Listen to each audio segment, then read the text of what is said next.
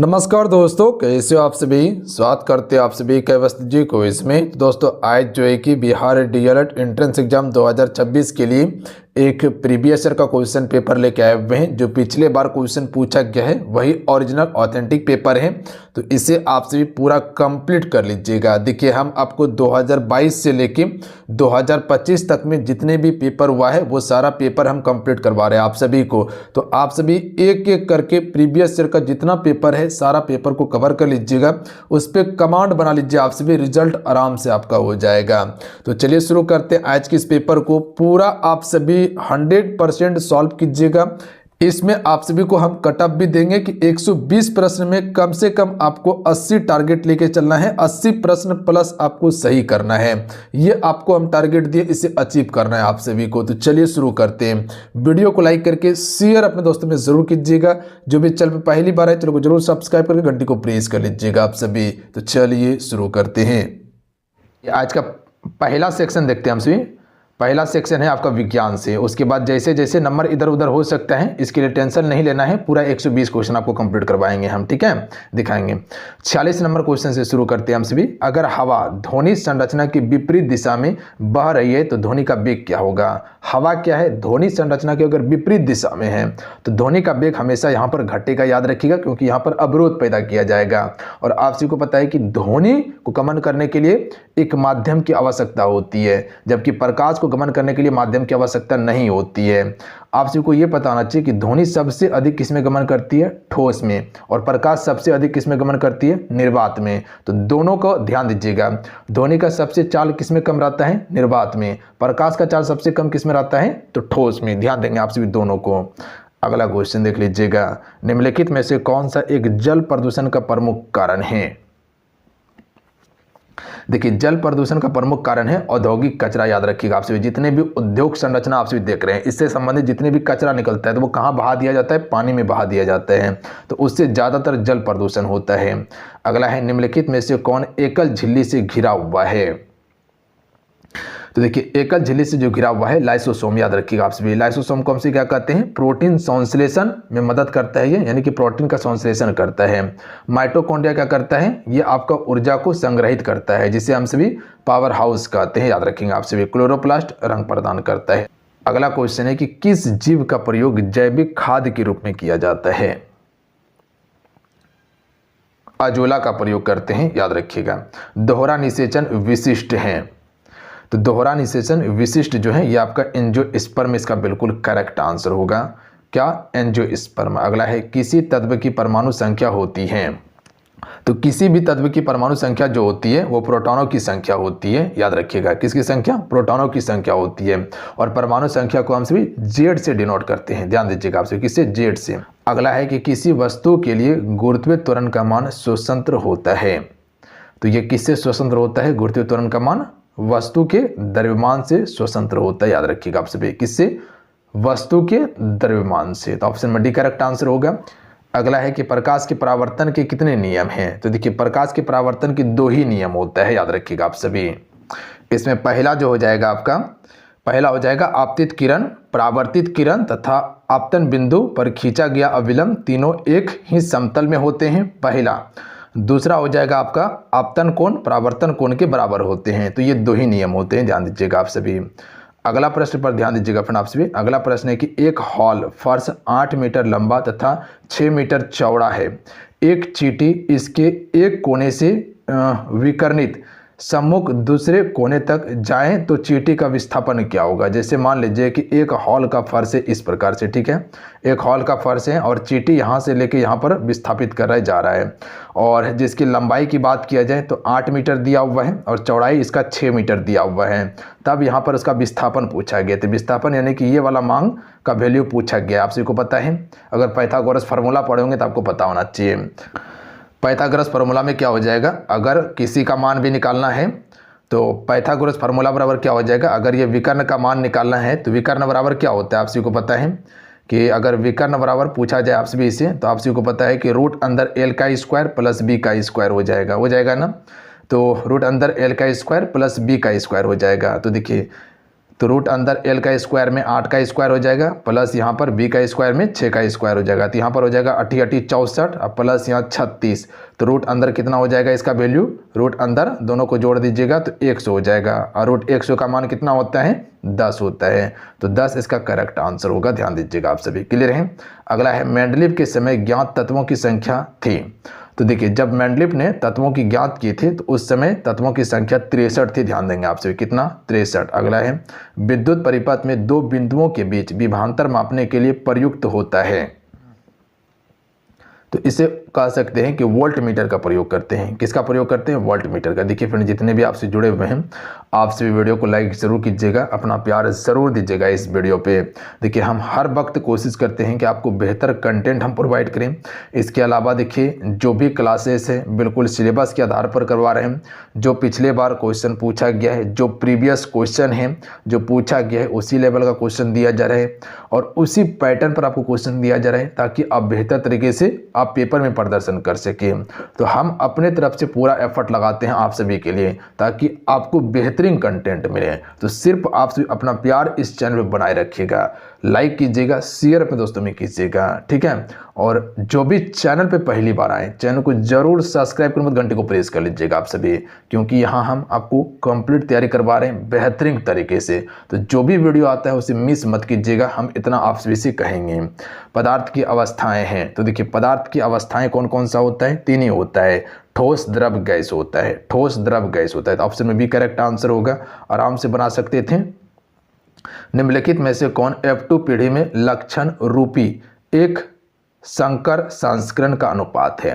तो लक्षण रूपी एक संकर संस्करण का अनुपात जो हो जाएगा ये 3:1 होगा, 3:1 होगा, जहां ऑप्शन में ए दिख रहा है बिल्कुल करेक्ट आंसर होगा। कक्ष और खंबात की खाड़ी में किस प्रकार की ऊर्जा के विकास की संभावना है। तो कक्ष और खंबात की खाड़ी की अगर बात किया जाए तो यहाँ पर ज्वारीय ऊर्जा का उत्पादन किया जाता है। याद रखिएगा कौन सा ऊर्जा, ज्वारीय ऊर्जा का उत्पादन किया जाता है। लगभग कह सकते हैं कि 8000 मेगावाट। याद रखिएगा कितना, 8000 मेगावाट, ये पूछा जा सकता है पेपर में। कोयला आप सभी को पता है कि ताप यानी कि जो एनटीपीसी देखते हैं वहाँ से कोयला से उत्पादन किया जाता है बिजली को। सौर ऊर्जा के बारे में आप सभी को पता है कि सूर्य के प्रकाश से ही ऊर्जा उत्पादन किया जाता है इसमें। अगला है एरेनकाइमा किसके द्वारा पौधे के लिए सहायक होते हैं।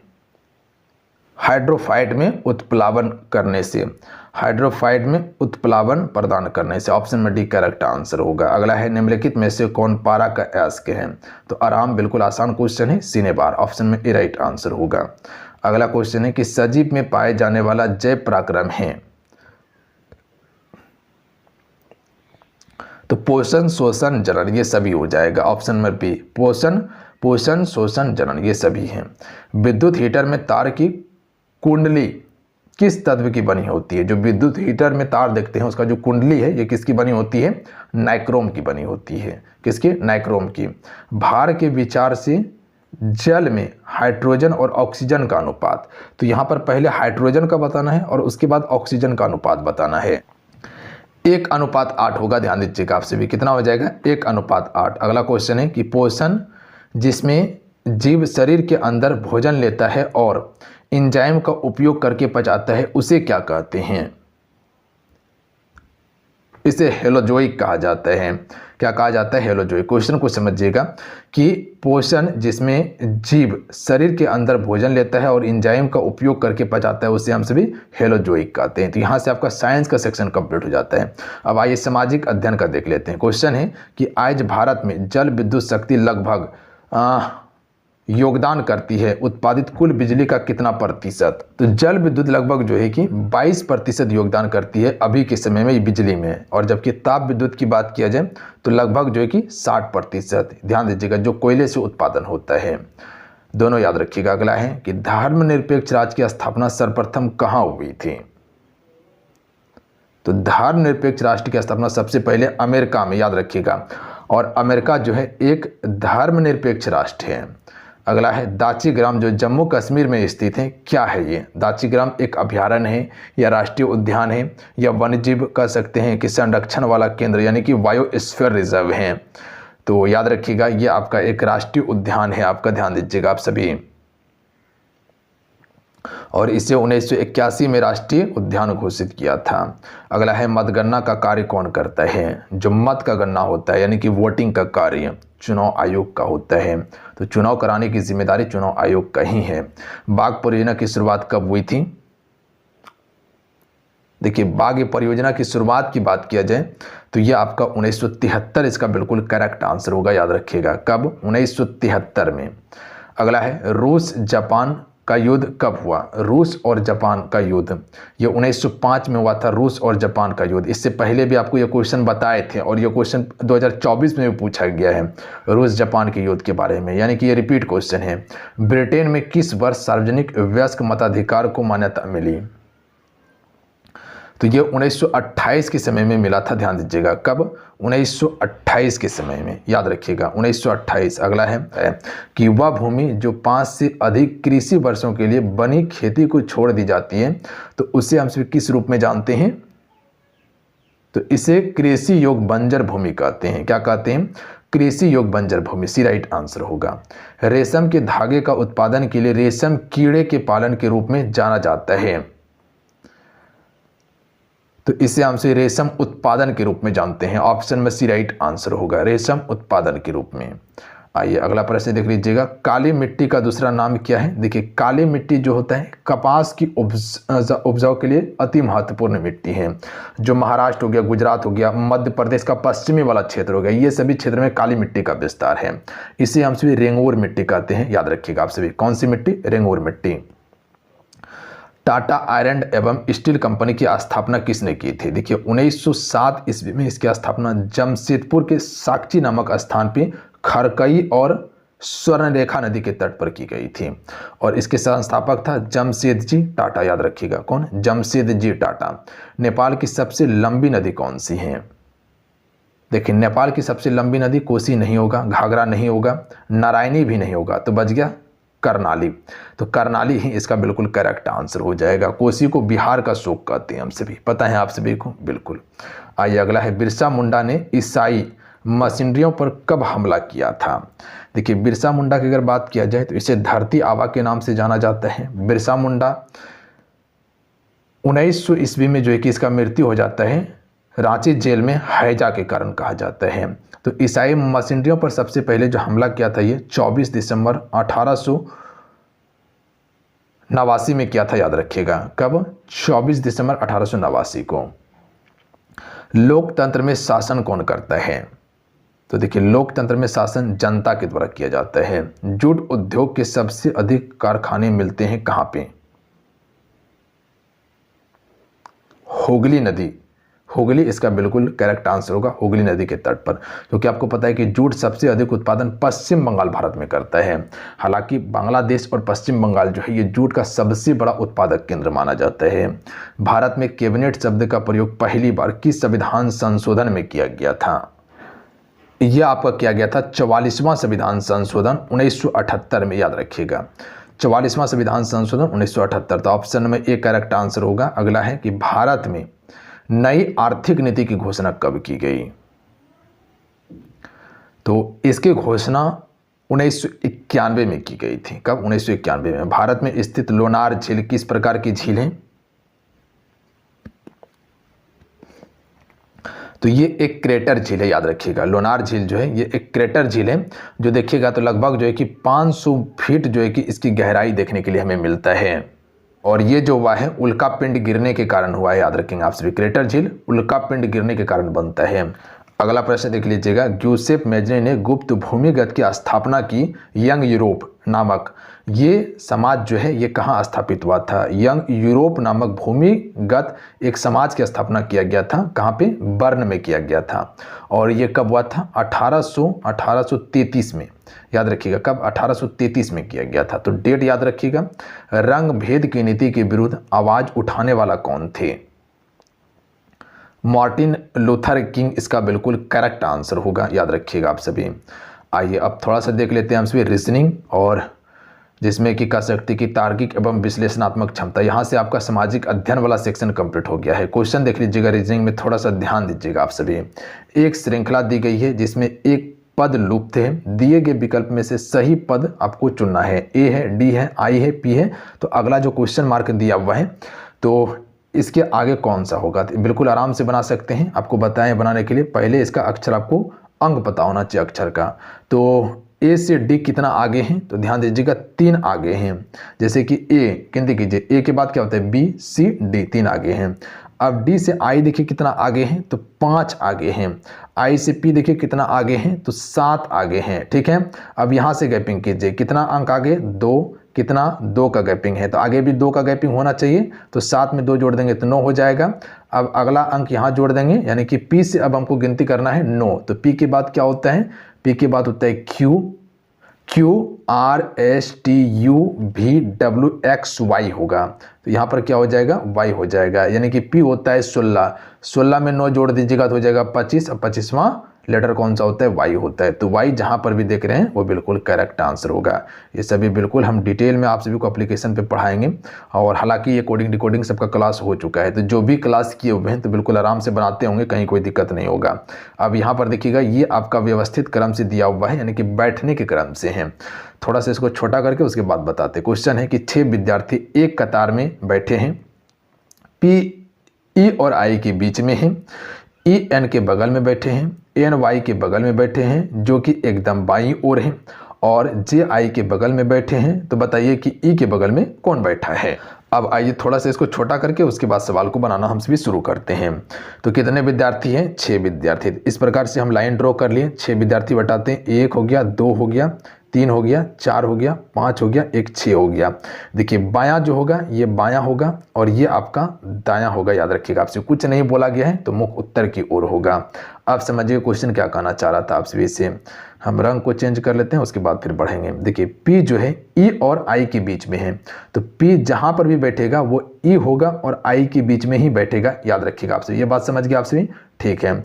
उसके बाद देख लीजिएगा E जो है N के बगल में है, तो E यहाँ पर है, तो ये जो है N के बगल में है, तो N के बगल में E बैठ गया है। अब आगे आते हैं। आगे यहाँ कह रहा है कि N जो है Y के बगल में है, तो N कहाँ पे है, Y के बगल में है, तो Y यहाँ पर बैठ जाएगा। Y के बगल में N हो गया, बिल्कुल हो गया है। जो एकदम बाईं ओर है, अब यहाँ समझिएगा जो आता है ये कर्ता नंबर सेकंड के लिए आता है, याद रखिएगा, और कर्ता नंबर फर्स्ट के लिए। और जो होता है ये कर्ता नंबर फर्स्ट के लिए, और जो होता है ये कर्ता नंबर सेकंड के लिए होता है। तो ये लिख लीजिएगा आप सभी। और अगर आ जाए तो ये कर्ता नंबर फर्स्ट के लिए, जो अगर आ जाए तो कर्ता नंबर सेकंड के लिए। तो क्वेश्चन क्या कहा गया है कि जो एकदम बाईं ओर बैठा हुआ है, तो जो एकदम बाईं ओर कौन बैठा हुआ है, वाई। याद रखिएगा एन के लिए नहीं आएगा, जो आएगा वाई के लिए। तो वाई एकदम कहाँ बैठा हुआ है, बाईं ओर। तो बायां कहाँ बताएं, यहाँ बताएं। तो वाई यहाँ पर बैठ गया। अब इसको सीक्वेंस में बैठाइए। देखिए वाई यहाँ पर था, तो वाई के बगल में एन था, एन बैठ गया। एन के बगल में ई था, ई बैठ गया। पी बीच में था, किसके ई और आई के बीच में पी था, तो आई यहाँ पर बैठ गया, दोनों के बगल में हो गया। अब 1 बज गया है, यहाँ पर ध्यान दीजिएगा। और जे आई के बगल में बैठा है, तो जे जो है आई के बगल में बैठा हुआ था, आई यहाँ पे है, तो जे को हम यहाँ बैठा देंगे। अब यहाँ बैठ गया है।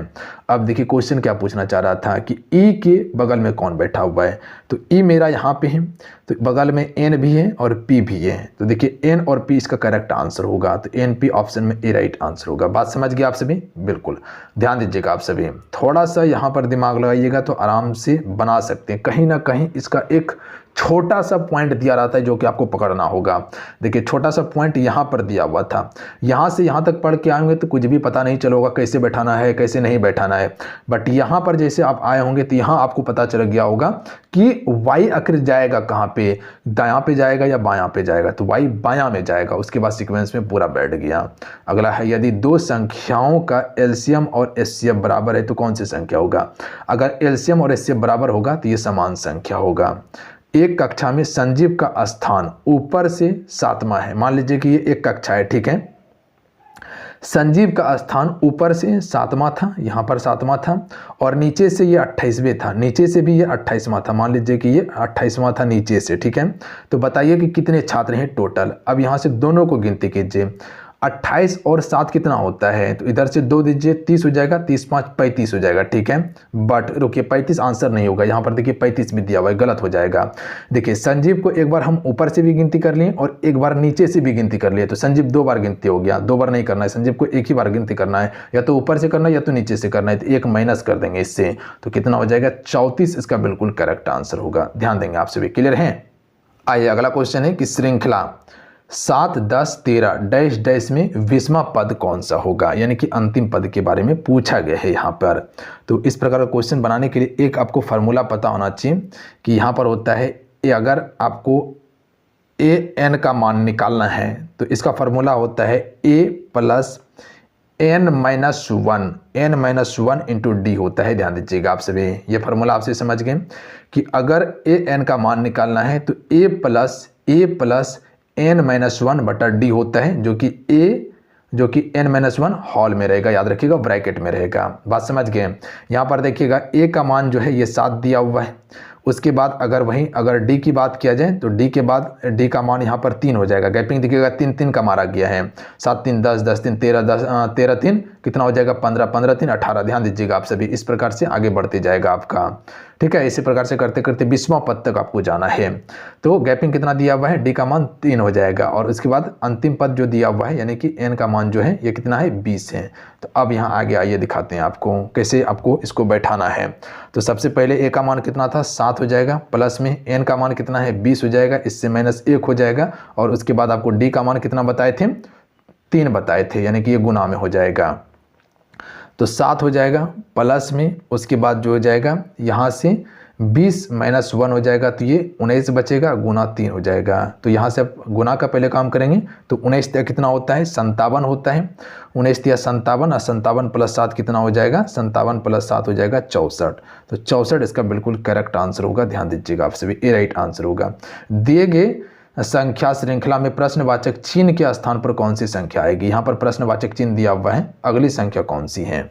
तो देखिए इसको बिल्कुल आसानी से बना सकते हैं आप सभी, गैपिंग कीजिए आप सभी। देखिए दोनों में अंतर कीजिए कितना का है 13 का है, इसमें अंतर कीजिए कितना का है 26 का है, इसमें अंतर कीजिए कितना का है, रुकिए थोड़ा सा जूम कर देते हैं तो आराम हो जाएगा, थोड़ा सा 1 मिनट।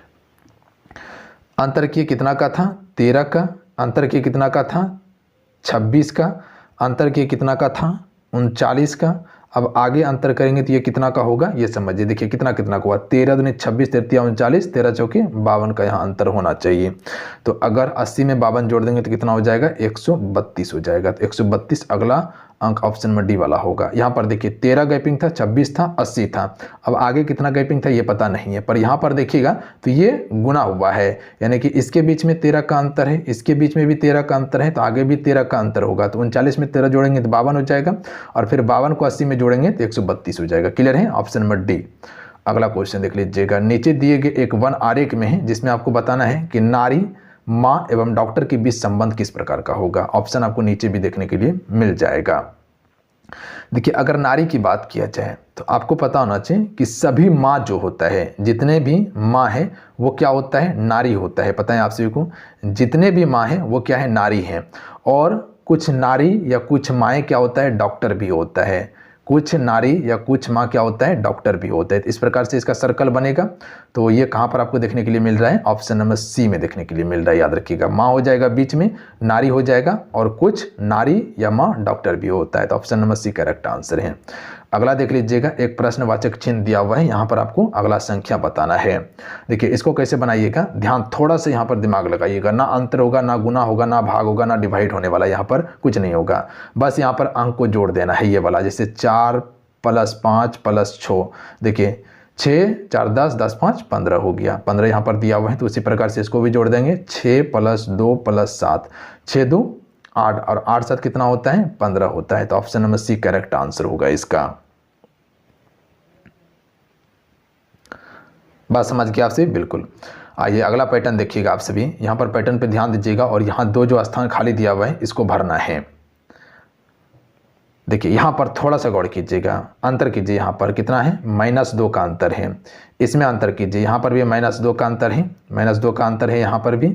उसके बाद इसमें अंतर कीजिएगा तो यहाँ -3 का अंतर है। उसी प्रकार से यहाँ माइनस कीजिएगा तो -2 का अंतर है, यहाँ पर भी कीजिएगा तो -2 का अंतर है, और यहाँ पर भी कीजिएगा तो यहाँ 3 का अंतर है। तो देखिए 3 3 कितने पे घुमा है, 1 2, उसके बाद 3 आया, फिर 1 2 3 आया, -3 हुआ है, फिर यहाँ से 1 2, यानी कि 2 बार 2 का अंतर होना चाहिए। तो 28 में अगर 2 घटाएंगे तो कितना हो जाएगा, 26 हो जाएगा यहाँ पे, और फिर 26 में 2 घटाएंगे तो कितना हो जाएगा, 24 हो जाएगा। और फिर इसके बाद अगर अगला कोई पूछता तब यहाँ पर 3 का अंतर कर देते हैं, तो 24 में 3 घटाते तो 21 होता, पर यहीं तक पूछा है तो 26 और 24 इसका बिल्कुल करेक्ट आंसर होगा, डी नंबर। अगला क्वेश्चन देख लीजिएगा कि अंग्रेजी वर्णमाला में बाएं अक्षर से 18वां अक्षर और बाएं 10वां अक्षर कौन सा होगा। यहाँ समझिएगा, अंग्रेजी वर्णमाला में बाएं छोर से, बायां छोर से, इस छोर से, जैसे ए हो गया, बी हो गया, सी हो गया, डी हो गया, इस छोर से लेके 18वां अक्षर, और उसके बाद फिर अक्षर के, यानी कि जो पीछे से जो 18वां अक्षर जाएगा उसके बाएं से 10वां अक्षर कौन सा होगा। तो पहले सबसे पहले ये होना चाहिए कि ए से लेके अगर 18वां अक्षर तक गिनती करते चलते हैं तो कौन सा अक्षर हमको प्राप्त होगा, पता है आप सभी को, आर प्राप्त होगा। याद रखिएगा आप सभी, कौन सा प्राप्त हो जाएगा, आर। इसको लिख ही देते हैं तब समझ में आएगा आपको।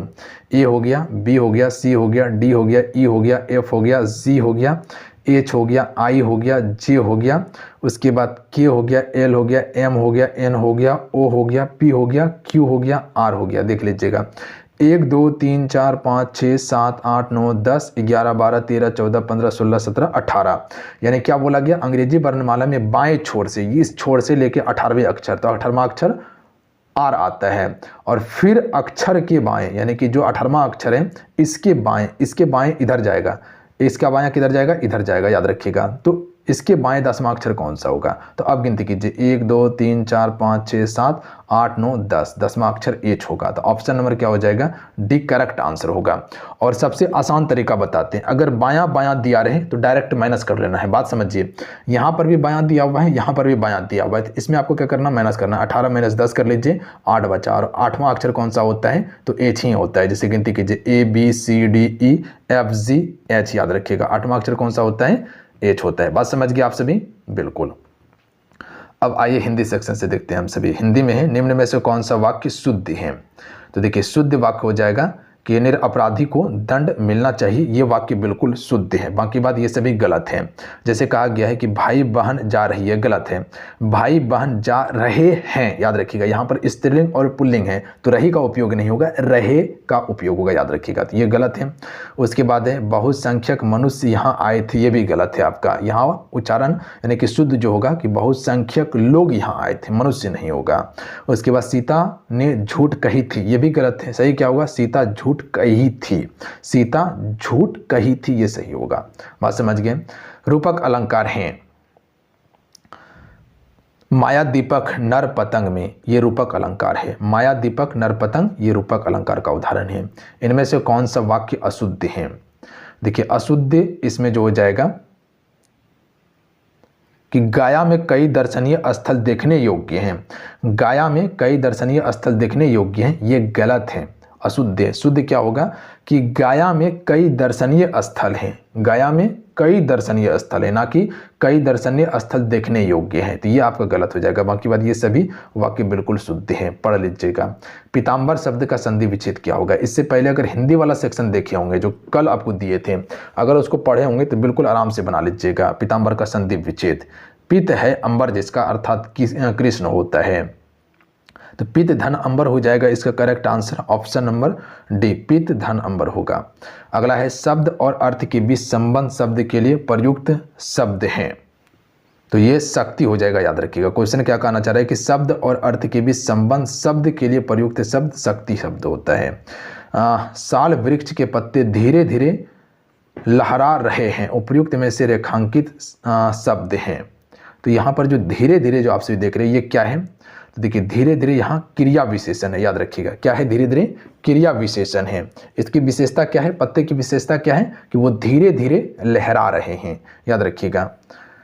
अगला क्वेश्चन है, निम्नलिखित में से कौन आचार्य भरत मुनि के अनुसार काव्य गुण है। तो इसका देख लीजिएगा समता, समाधि और प्रसाद हो जाएगा। तो ये सभी होता है। अगला क्वेश्चन है कि लड़के गेंद खेल रहे हैं, इस वाक्य में उदाहरण है, यानी कि जो लड़के गेंद खेल रहे हैं ये किस वाक्य का उदाहरण है। तो ये आपका एक सरल वाक्य हो जाएगा, याद रखिएगा। लड़के गेंद खेल रहे हैं कौन सा वाक्य होगा, सरल वाक्य होगा। अगला क्वेश्चन है कि फूले हैं कुमुद फूली मालती सदन बन, फूले रहे मनो मोती अनगिनी है, इस पंक्ति में कौन सा अलंकार है। तो देखिए इसमें जो अलंकार है आपका उत्प्रेक्षा अलंकार होगा, याद रखिएगा। कौन सा अलंकार, उत्प्रेक्षा। अगला क्वेश्चन है कि अलंकार के कितने भेद हैं। तो अलंकार के 3 भेद हैं। कौन कौन सा, शब्दालंकार, अर्थालंकार, उभय्या। शब्दा अर्थ अलंकार, उभय्या अलंकार, याद रखिए। अगला है कि मुख्यार्थ और लक्ष्यार्थ की अपेक्षा अधिक सुक्षमता और रम्यता किस अर्थ में रहती है। तो ये आपका व्यंग के रूप में रहती है, याद रखिएगा, व्यंग के रूप में। अगला है कि रमा से रोया नहीं जाता, इसमें कौन सा वाच्य होगा। तो रमा से रोया नहीं जाता, रमा से दौड़ा नहीं जाता, रमा से हंसा नहीं जाता, ये भाव को प्रकट कर रहा है, तो भाव वाच्य होगा। नदी कल कल करती हुई बहती चली जा रही थी, इस वाक्य में बहती चली जा रही थी कौन सा पद बंध होगा। तो यहाँ पर क्रिया की बात किया गया है, पता है आप सभी को कि बहती चली जा रही थी, किस प्रकार से, कल कल करते हुए बहती चली जा रही थी। तो यहाँ पर क्रिया पद बंध होगा। ऑप्शन नंबर क्या हो जाएगा, ए राइट आंसर होगा। अगला क्वेश्चन देख लीजिएगा, जूते चाटना मुहावरे का अर्थ क्या होता है, चापलूसी करना, याद रखिएगा। विभत्स रस का अस्थाई भाव क्या होता है। तो विभत्स रस का अस्थाई भाव होता है घृणा या आपका जुगुप्सा होता है, इसी राइट आंसर होगा। चरण कमल बंदो हरिराय में कौन सा अलंकार है। देखिए यहाँ योजक चिन्ह दिया हुआ है, रूपक अलंकार होगा, याद रखिएगा। कौन सा, रूपक अलंकार होगा। बात समझ गए। अगला है कि मगन में कितने लघु और गुरु वर्ण होते हैं। तो 3 होता है, जिससे हमसे त्रिगुरु के नाम से जानते हैं, तो बी राइट आंसर होगा। अगला है कि क्रांतिकारियों ने अंग्रेजों को खूब नाको चने चब्बाए, उपयुक्त में से नाको चने चब्बाए का अर्थ क्या होगा, बहुत परेशान करना होगा। Option number D correct answer होगा। अगला है कि कोमल नैनों से पत्थर बरसने लगे, रोज मिलने पर भी मन तरसने लगे, इस पंक्ति में कौन सा अलंकार हो जाएगा। तो इसमें आपका कौन सा अलंकार है, विरोधाभास अलंकार है, इसमें आपका विरोधाभास अलंकार होगा। यहाँ पर क्वेश्चन समझिएगा, क्या बोल रहा है कि कोमल नयन से पत्थर बरसने लगे। अब जो कोमल नयन है इससे क्या कह रहा है, पत्थर बरस रहा है। लग रहा है कि आपको कि कोमल नयन से पत्थर बरसेगा, यहाँ पर विरोध जताया जा रहा है। तो याद रखिएगा आपसे विरोधाभास। विरोधाभास अलंकार में क्या होता है, विरोध प्रदर्शन किया जाता है कि यहाँ नयन को कोमल भी बताया जा रहा है, प्लस में उससे बोला है कि पत्थर भी बरस रहा है। तो ये दोनों चीज़ एक ही चीज़ से बताया जा रहा है, जो कि ये क्या कर रहा है, विरोध उत्पन्न कर रहा है। यहाँ पर किसी वर्णिक छंद के प्रत्येक चरण में जगन, तगन, जगन और रगन के क्रम में कुल 12 वर्ण होते हैं, तो उसे कौन सा वर्णिक छंद कहते हैं। तो देखिए इसे हम सभी जो कहते हैं, इसे वंश अस्त के नाम से जानते हैं। ध्यान दीजिएगा आप सभी। देखिए इसमें जो होता है, इसमें आपका 12, इसमें आपका 14 वर्ण होता है। मदाक्रांता में जो होता है इसमें आपका 17 होता है, याद रखिएगा। कितना होता है, 17 होता है। और मालिनी में जो होता है वो 15 होता है, मालिनी में, याद रखेंगे आप सभी। अगला है, देखिए ये क्वेश्चन पूछा गया तो आगे भी पूछा जा सकता है, तीनों नोट कर लीजिएगा। समान वर्णों की आवृत्ति वाले अलंकार को क्या कहते हैं। जहाँ एक ही वर्ण की आवृत्ति बार बार होता है उसे अनुप्रास कहा जाता है।